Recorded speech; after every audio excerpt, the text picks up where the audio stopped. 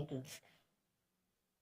இன்னைக்கு என்ன நிலைமை இருக்கு தெரியுமா? தமிழ்நாடு குடி குத்தணும்னு சொல்லிட்டு 1008 பேசுனது, வெக்கம் கட்டாச்சு, இந்த ஆச்சு அந்த ஆச்சு 1000 பேசிட்டு இப்போ அவனை தான் திருப்பியும் உட்கார வச்சுக்கிறேன். ஸ்டேட்டில் உட்காந்து அவன் படுற பாடு பார்த்தாரு, சென்ட்ரல்லையும் உட்காந்து அந்த பாடி நம்ம தான் படணுமா? எப்படி உங்களால் இந்த முடிவு எடுக்க முடிஞ்சுச்சு? எப்படி எடுத்தீங்க?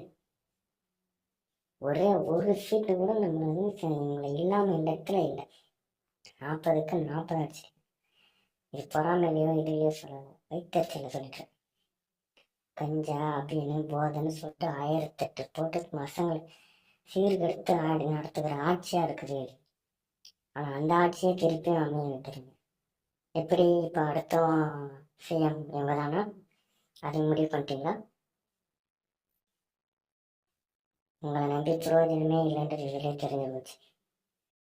புதுசாக கொண்டு வரணும், இருக்கிற வேற யாருன்னு புதுசாக கொண்டு வந்திருக்கோமே, அதையும் பண்ணாம இதுக்கப்புறம் எந்த கேள்வி கேட்டால் பிரயோஜனம் இல்லை. ஏன்னா இந்த கேள்வியை உங்களை தான் கேட்டிருக்கேன். இதுக்காச்சும் பதில் சொல்றீங்களான்னு பார்க்கலாம். எதுவும் இன்னைக்கு பேசுறதுக்கு இல்லை.